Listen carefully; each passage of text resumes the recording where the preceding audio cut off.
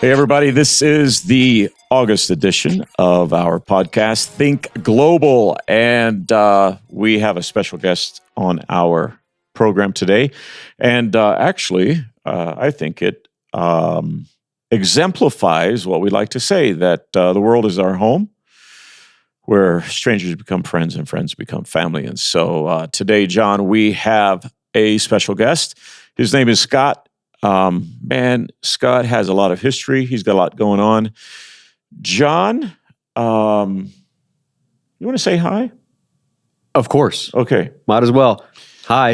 It's good to be back. Yes. August podcast. We do have a special guest, Scott, here today. And he does exemplify when strangers become friends, because he was once a stranger to us all. Yes, he was. And now he's a friend. And he's not just a friend. He's now family. I was going there. Okay. All right. I actually consider Scott a brother. And he's like my younger brother.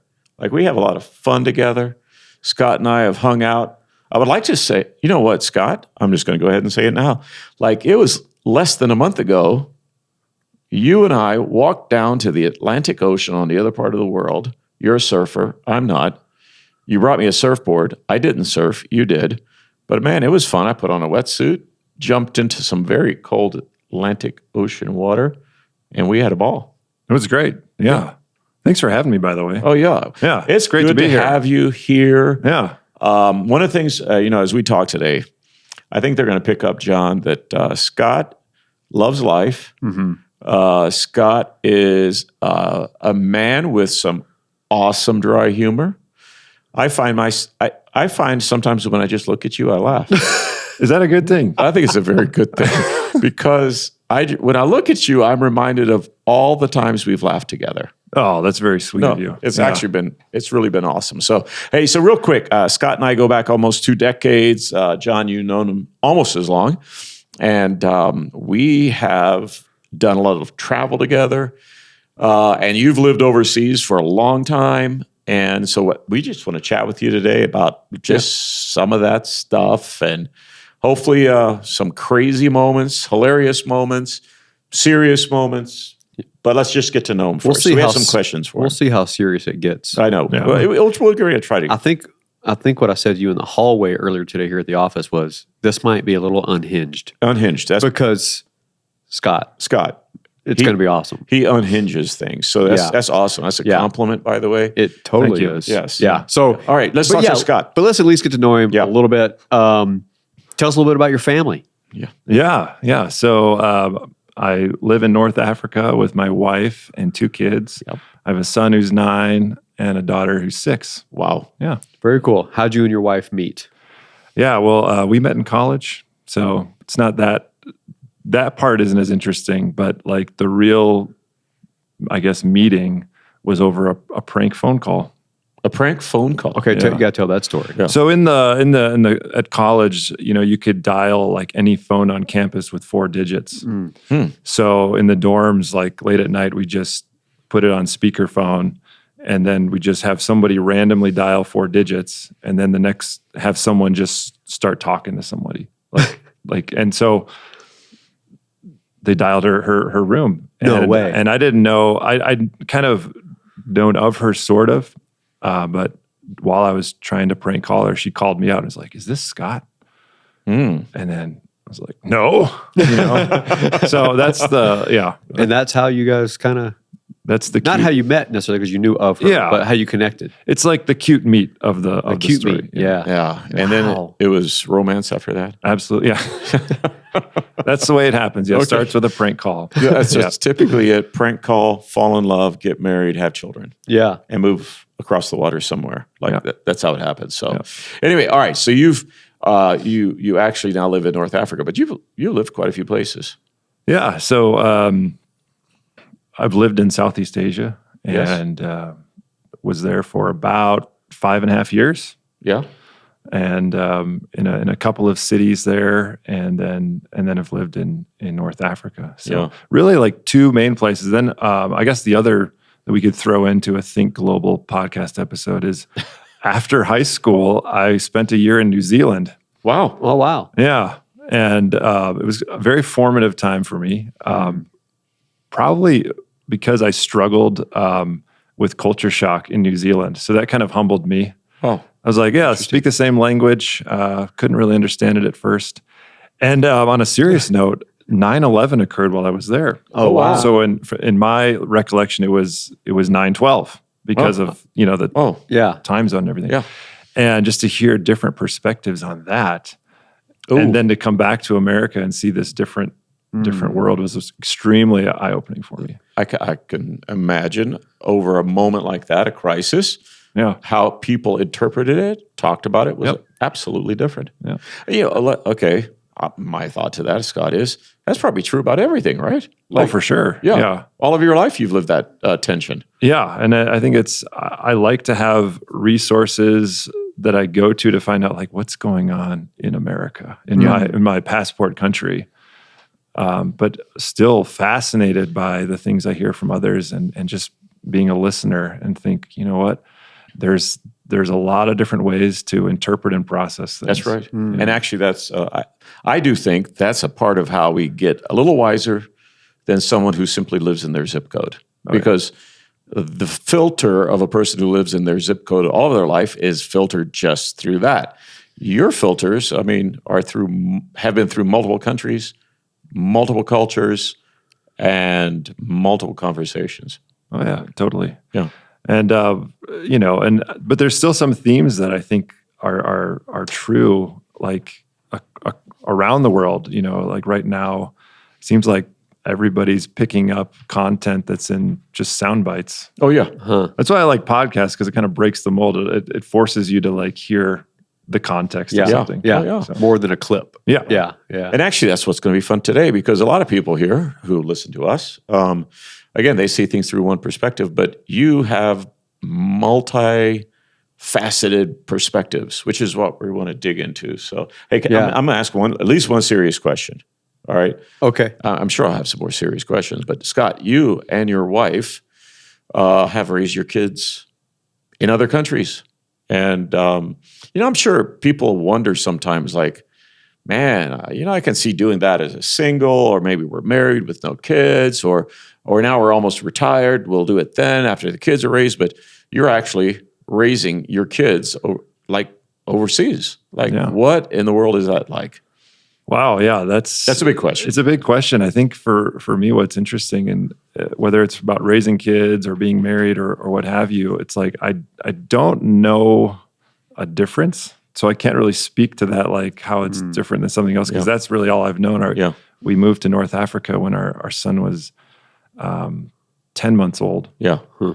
But one thing that has just been so great is to see the perspective of how children are embraced or treated in different cultures, Right. And enjoying that, Yeah.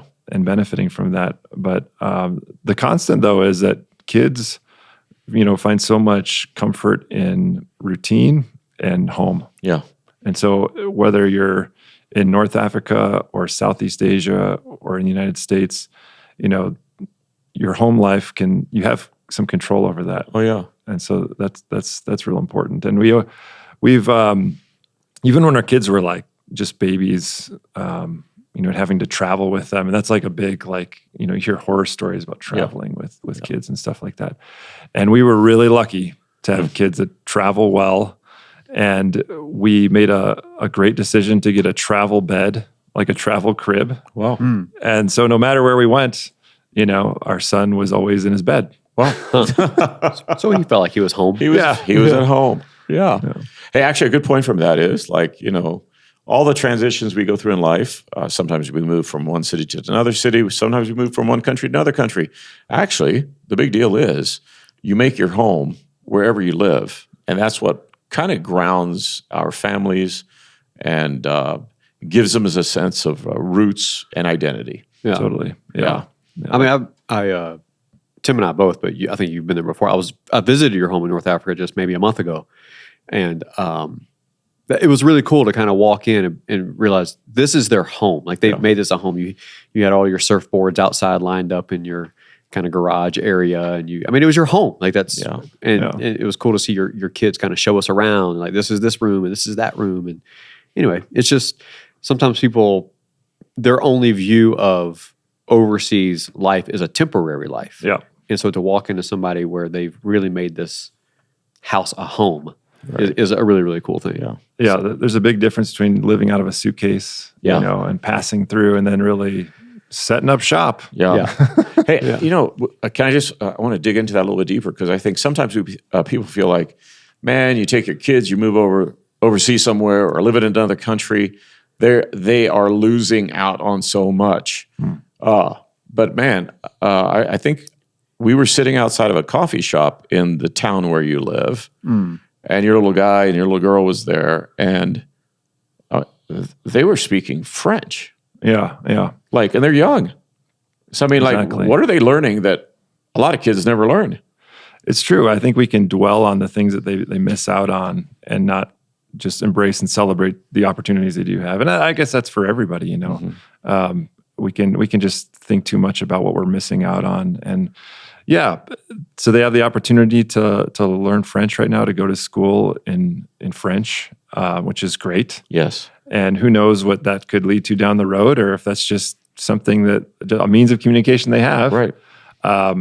But there's always something that you can embrace to kind of keep you from feeling like, oh, I don't have something. I'm missing out. Yeah. Yeah. That's a good perspective. It's really cool. Well, yeah. Let's get crazy for a moment. I wasn't going to get crazy, but this might go crazy. Just answer this however you want. I'm curious about, because we talk a lot about various cultures and how this experience is in different parts of the world. So what are some things that you've seen different between life in Southeast Asia to life in North Africa? Culturally, people, how they treat you, how you need to treat them. What are some serious or funny cultural differences you've noticed between for those sure. two regions? Yeah, yeah. And I think a lot of it has to do with local culture or local context as well. So when we were in Southeast Asia, we were in a more rural environment, not a lot of foreigners around, and I stick out. That's just the truth. Well, you're kind of tall. And so, people would come up to me and want a picture, and I kind of felt like a reluctant celebrity there. And so, and it can be kind of interesting for a little while, but it got kind of old. Yeah. Yeah. Because I wanted to connect with people, not just because I was close to 2 meters tall, which was like the big thing. And in North Africa, no one's asking for a picture with me, which is, at first I was like, hey, I'm here. Pay attention to me. Yeah. So there's that. And then, my profession is a teacher. Yeah. And so there's differences of just how students treat teachers in those two cultures, and the way that classrooms operate and stuff like that. But, Yeah. You're a university teacher. You were a university teacher both in Southeast Asia as well as in North Africa. So, I mean, that's a cool crowd to hang around. I mean, I'm sure there are a lot of varieties of students, but it's actually, I think I saw pictures of a crazy Christmas party or a video. oh yeah. It broke out and went wild. Yeah, we've had the opportunity to do cultural exchange at the universities we've worked at, and Christmas parties are kind of a hit. And so what's so interesting though is whenever we're offered this opportunity to do cultural exchange with students, and universities all about it, students are all about it, but it does take shape and is impacted by the local culture. So in Southeast Asia, we'd have a Christmas party, but we'd still sit down on rice mats in a big circle. Yeah. And everything we did was all together at the same time. Yeah. And then in Morocco, and we just have a dance party. Yeah. Yeah. And everybody's jumping up and down. It was kind of crazy. It was fun. Yeah. Oh, yeah. Okay. So that's good. All right. Look, you've eaten a ton of varieties of food. I'm curious, what's the craziest food you've ever eaten? Oh, wow. Yeah. I know you and I had ostrich together in North Africa. Yeah. That was kind of fun. Yeah. We, my first year in Southeast Asia, there was a group of friends, and we had something called Supper Club, where they would I was with other teachers that were from North America, and so our friends would introduce us to a new dish, and then we'd introduce them to a dish. So we'd make them like sloppy joes, which we thought that's cool, right? Yeah. Yeah. That's very I love it. yeah. And then they would introduce us to dog. Oh. boy. So- okay. So Wait, yeah. hang on. That's right. could've made for all of dog those sloppy dog joes. owners. I'm out sorry. there. No, We didn't. But okay. Let's You just- asked the question, so you got to Yeah. be able to live with the answer. No. This is true. And actually, in that part of the world, they eat dog. Yeah, we'd lived for a long time right down the road from a dog meat restaurant. Yeah. I didn't go. Yeah. but yeah. No, actually, I think I remember visiting you there, and I remember seeing that. That was Yeah. wow. So there's, Anyway, yeah. there's stuff like that. That's kind of weird. Fermented shrimp paste. Oh. That's kind of Oh. a thing. Yeah. Like eating in Southeast Asia, thank goodness they eat pork. But it would be like, oh, this is the pig's ear, and they Yeah. like turned it into a taco looking thing. Okay, but in North Africa, no pork. Right, no pork there. So thankfully in North Africa, most of the stuff that I've eaten has just been rather delicious. Yeah. And nothing that I feel like Southeast Asia kind of has the market cornered on the more bizarre Yes, food. That's And, true. I think we would agree. North Africa is a little more accessible. Yes, but except on our last day with you, less than a month ago, I think we had camel, Oh, right. Yeah. Oh, we there did. was that. We Yes. did go eat camel. Yeah. Yeah. which was delicious, by the way. It was unbelievable. The reason the locals will tell you that camel is better because the camel is more discerning in what it eats. Ooh. Whereas goats are going to eat everything and the Yeah. camel's just going to eat the good stuff. Oh. So So that's probably I can buy that. That's a factoid that most of our people who are listening probably don't know. Yeah. Like camel meat is better because the camel is more discerning. Well, you want, like in America, you want grass-fed beef, right? Like that's the better beef. Yeah, That's kind right. of what you're saying about the camel versus the goat. Like, I don't know what camels eat, but they're more discerning what they eat. you are what you eat. Yeah. You are. And Well, there you go. There's another Yeah. whole subject. You are what you eat. And speaking of which, this episode is brought to you by Athletic Greens. Sorry. Sorry, it actually is not. It is not. It is not. Don't sue us. Yeah. Yeah, that's right. Don't get us in trouble. All right. Look, with every person who travels, there has to be a great story. Oh, yeah. Like I would have to believe you've got some good stories. Like, did that really just happen? Right. Yeah. I think what's interesting is some of my best stories happened in like my first year of living overseas. And so at that time I was like, wow, this is going to be the craziest adventure ever. This is larger than life. And the one that I go to first is in Southeast Asia, teaching at a university. The university was selected to be in a game show. And at the time, I had no idea about this game show, but it was called Ring the Golden Bell, which I think is popular across the whole region.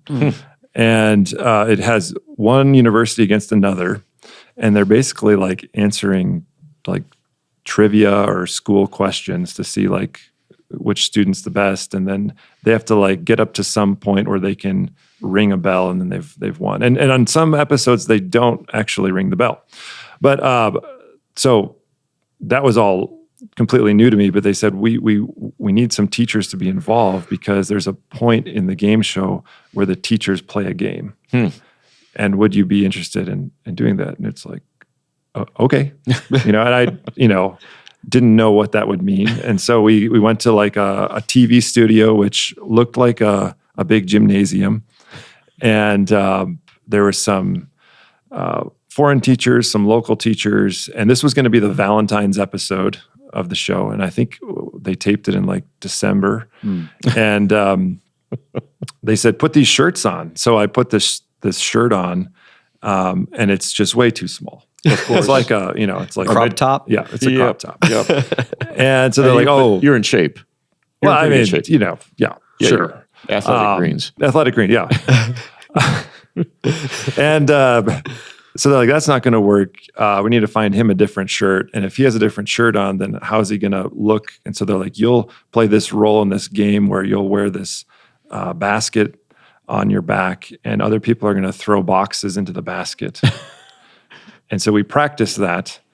And then we're just kind of clueless, like, here, just sit over there. And so the game show starts, and I have no clue about what's going on. Language level, not so good at the time. And then they bring us out there and let's say, stand here.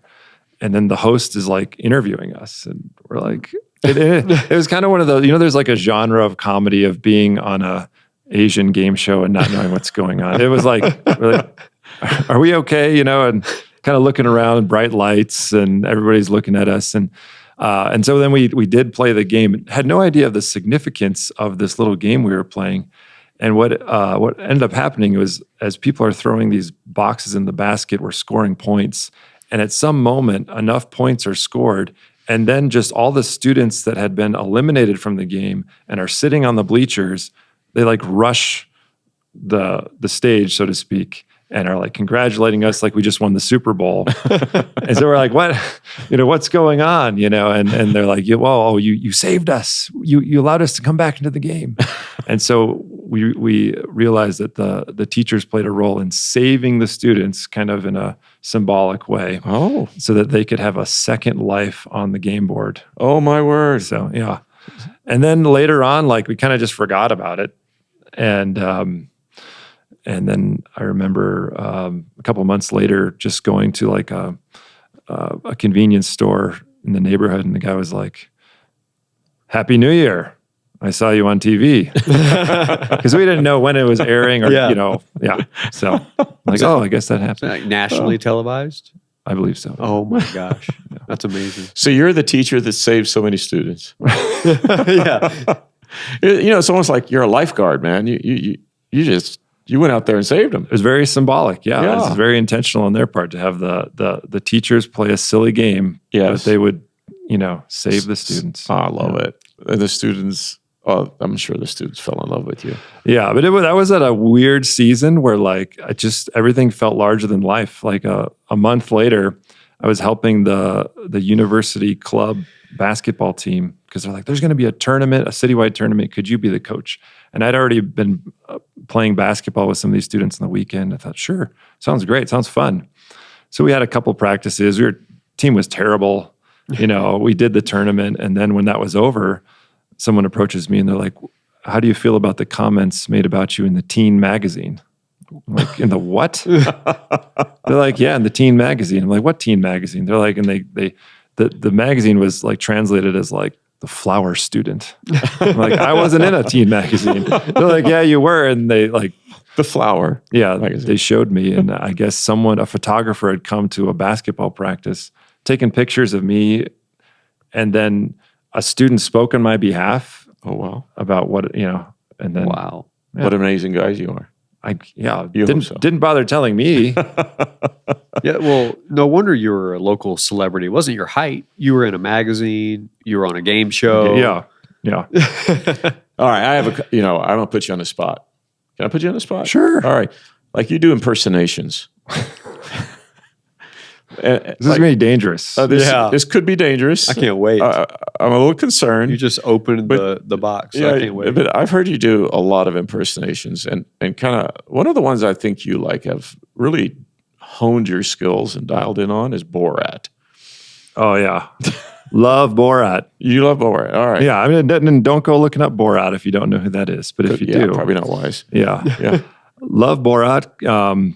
Yeah, I think the thing about Borat that I love is I've thought about like, how do I come off to other people when I talk to them? Like I have a frustrating conversation in that like I'm not able to get my point across, and it might be frustrating for me. And I think, did I just give that person a Borat moment? Or I'm like, what they're hearing is like, yes, I would like to take advantage of this thing, Well, what kind of a turtle is this? And There you did it. yeah, Hey, you didn't even know you did that, did you? right. And but that's what they're hearing. Yeah. And so that's kind of delightful when you can, once you get over like the frustration, you're like, you know what? Even though that was hard, I maybe gave someone a Borat.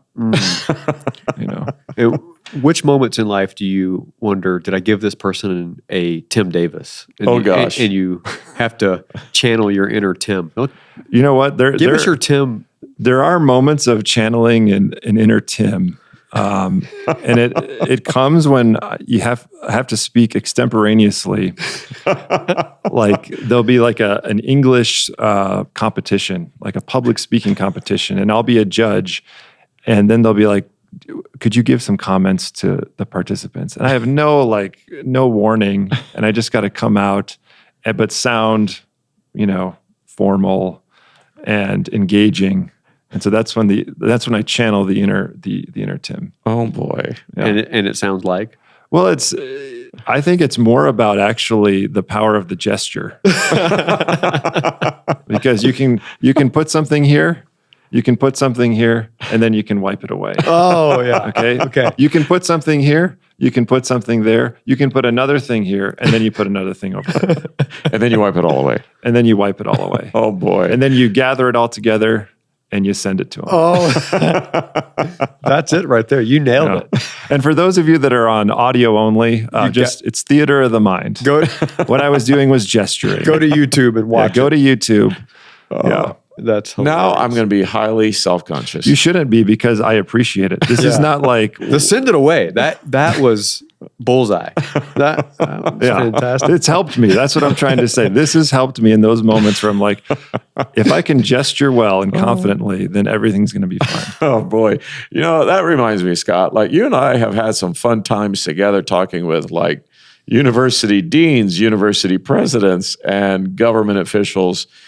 I don't know if I use those gestures then, but you and I work well as a team. I mean, like we have a great conversation and they feel like we love them to death. Well, I think that's, goes into a big theme of Think Global, is that you have a knack for being able to connect with people in a way that honors them and moves the conversation along. And so, yeah. Yeah. I mean, I'll never forget showing up, I think, in khaki pants and a shirt tail that was hanging out. I think I had some sneakers on, and you and I ended up somehow at the university there in North Africa, and it was a big conference where people from all over North Africa were attending. Everybody was in suits and ties. Somehow the president of the university got wind of us being there, and he invited us to their office. And what happened? I mean, that was the craziest one of those. That's one of those crazy moments. Yeah, we were simply on a tour of campus, and we kind of said, "Hey, to an administrator, we'd love to have a meeting, and let's just want to be relaxed, and just it'd be great to connect." And instead, we're on a tour, and then we kind of get like transferred from one person to another. Some buzzwords were spoken, and the next thing we know, we're in the president's office, which I'd never been in. Yeah, it's kind of like the penthouse suite of this administrative building, and there we are. And one thing I remember from that event, you mentioned, we weren't dressed like the rest of them, but the president of the university, when he came in, took his tie off, unbuttoned his shirt, sat down, and it was just like he was just like, you know what? We're brothers. Yeah, let's connect. Cool. And then we ended up at his zoo about an hour away. Yes. Someone may have said something about a dude ranch. Oh, that was me. I do remember saying something about. You told the Dude Ranch story, yes, which made him say, "I can one up that with my right. zoo." Yeah, right. He's like, I happen to have a dude ranch of ostriches, and which was incredible. Yes, seriously. And so we had then fast forward, and there we are. Yeah, sitting right there in the middle of North Africa in a zoo, an ostrich farm where there's an amazing hotel, and we ate ostrich. We did, yeah. But it was one of those things where I'm like, is it though? Is it? I think it is. I'm pretty sure it is. but if it wasn't, how would I know? We believe the story. It was a Yeah. good story. All right, there are folks out there probably wondering, like, man, what are the lessons from life? Like, you've lived and most of your adult life cross culturally and raising your kids there, and together, you and your wife have experienced a lot of things. Like, man, any takeaway experiences? Like people out there saying, "What's that like? Like, what's it really like to live somewhere else?" I mean, Yeah. I mean, there's so much. I know that, but Should I get anecdotal with it? please get anecdotal. Okay. Yeah, I'd love to. Oh, one experience comes to mind where there's so much that's going on behind the scenes that you can't see and observe. When it comes to culture, it's like the typical iceberg illustration where you have the things above the surface are really not what's truly going on. Huh. And below the surface is where you find the attitudes and the values and beliefs. And there was this one experience I had with a class of students in Southeast Asia, and they were in their freshman year and not the best group in terms of they would get put into a group according to test scores. And so they maybe hadn't tested as high, and they were a struggle for me as a teacher with classroom management, that kind of stuff. And I wondered what is going on? And I took it personally, they don't like me. And there were some, difficult days of just man, they don't really like me. And you know what? I don't know if I really like them. And so then end of the semester, it's December, and my wife and I would always throw a Christmas party, like we said before, for each of our classes that we taught. And I thought maybe we won't do a party for this group. I made the joke to my wife. I'm like, they'd probably rob us before they'd enjoy it. And then she's like, no, we got to do it. You really need to do this. And so I listened to her, and we said, all right, we'll throw a party for them. And the night of the party, I was like, they probably won't show up. And we usually had about at least 50% of classes of students show up. So it'd be between 15 to 30. And in this case, they all showed up. So it was over 30 students came, and they came early, which was also interesting. And they came with ingredients to make food for us. Oh, wow. And so they're there just working together and chopping and cooking. And we're just blown away because we usually had a certain routine for how we did Christmas parties, and they completely broke it. And in a surprising way, it was just wow, this is amazing. This is so much fun. And it was one of the best parties we ever had. And so there's that part of it, which was so surprising. And it kind of goes into a even more intense direction when there was one student that just kept looking out the window as the party was closing and seemed agitated. And as would happen there, all at once the students would say, "Teacher, we must leave."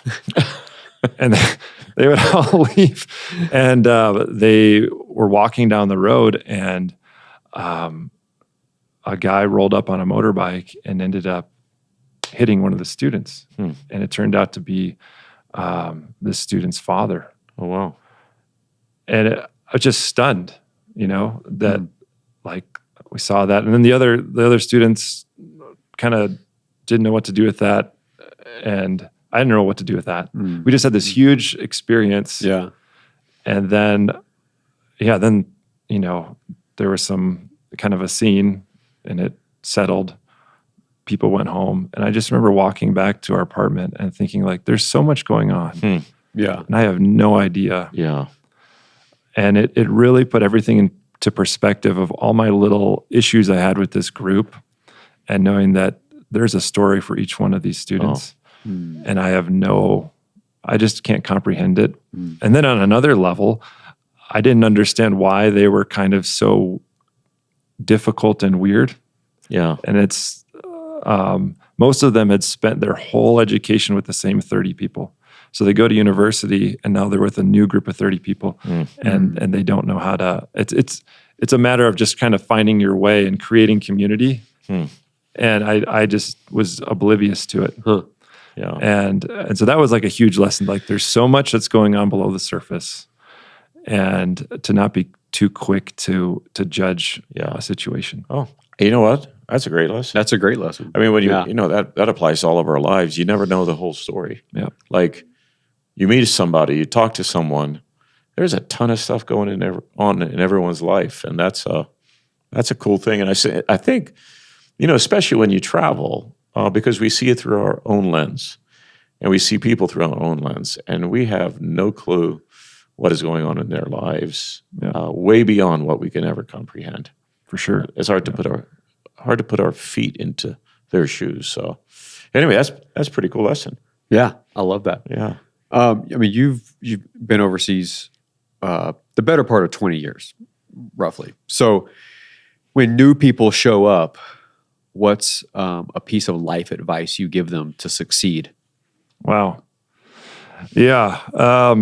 There's a lot. One that I was just talking to someone about this morning, but I think in living overseas and traveling, one thing we're always afraid of is being taken advantage of. Yeah.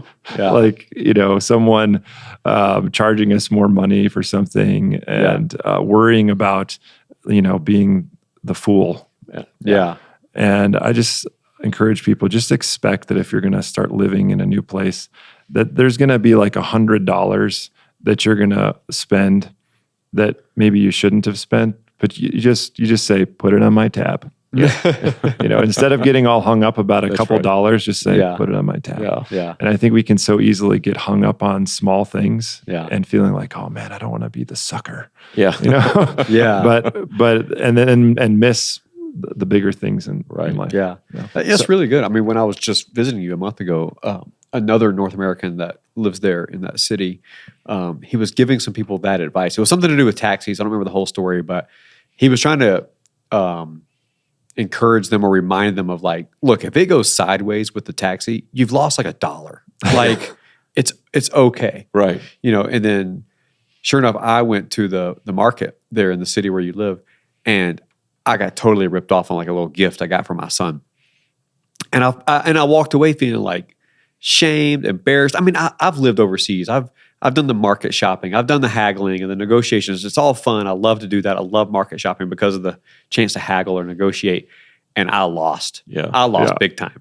But I walked away. That's a good reminder because I walked away from that instance with that vendor or whatever thinking like, man, he got me. But it was like a couple of dollars. Yeah. Put it on my tab. Put it on my tab. Yeah. It's a learning. Yeah. I like that. That's good perspective because actually, like, the small things in life, they add up and they make us bitter. Mm-hmm. And we become kind of grumpy people, Yep. and which is not good. And then it clouds our perspective of a culture. It's Absolutely. like, yeah. Especially one in North Africa that's built on generosity towards Yeah. others. So Yeah. we start getting bitter, and we we lose the chance to respond with generosity too. So let me ask you this one last question here. Like, people sitting out there, they've never, it's kind of funny. We've just this week we met somebody that took their first flight to come here, which for me it's like, your first flight, really? Yeah. Like what encouragement? Like, why should people actually save their nickels and dimes and dollars and maybe take a trip overseas? Like, what do they gain from that? What do they learn? I mean, just from your perspective. Oh, sure. Yeah. Well, just like as we said before, there's always, new perspective and going somewhere. And I think it's, our world has become, like they talk about, it's become more flat. Yes. Are you a flat earther? Well, that's a different podcast. Oh, actually. okay. We'll come back to that. Yeah, we'll come back to that. Yeah.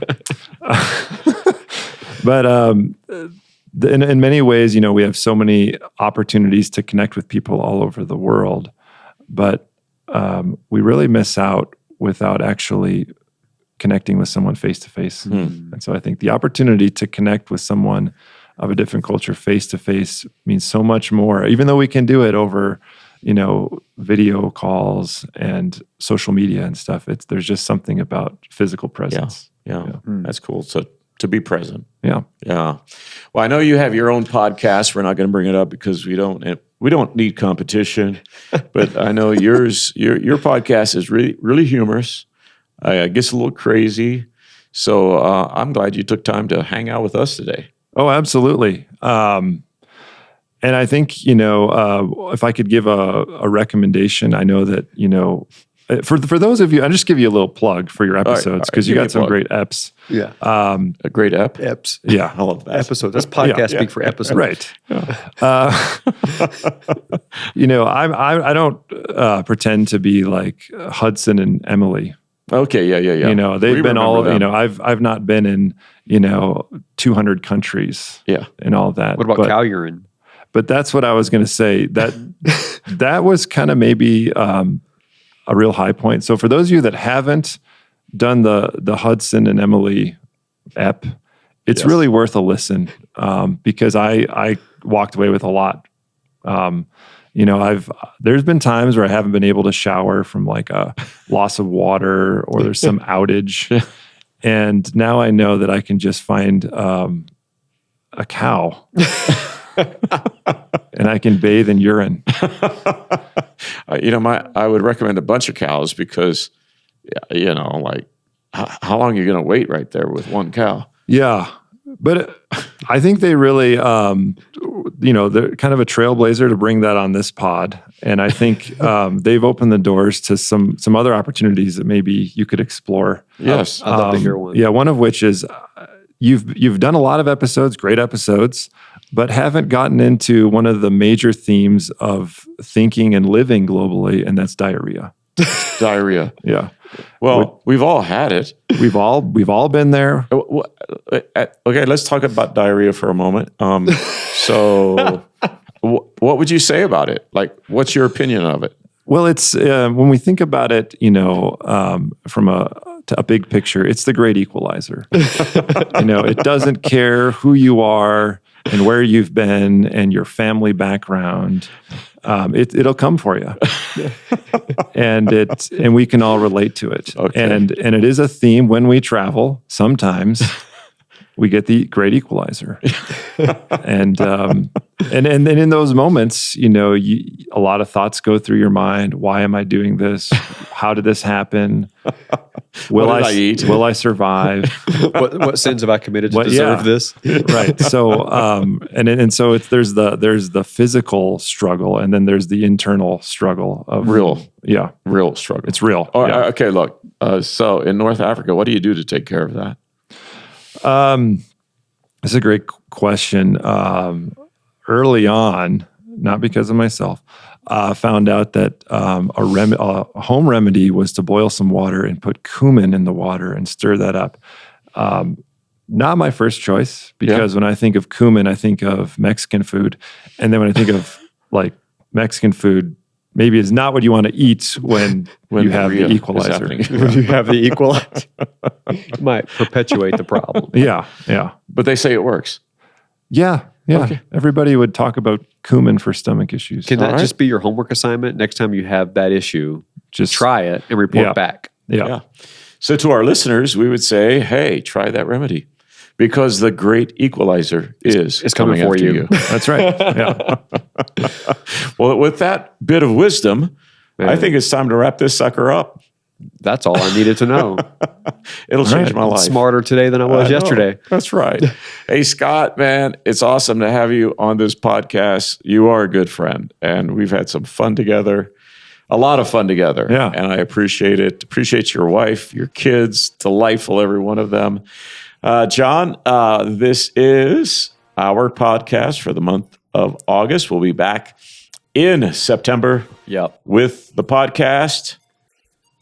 In September, the Think Global podcast. There you go, man. Thanks for being here, Scott. I was trying to pull that out of you. I got it. You're still stuck on that last subject. I can't get it out of my head. Okay. Scott, come back anytime. All right. Happy to be here. Thanks so much. Man.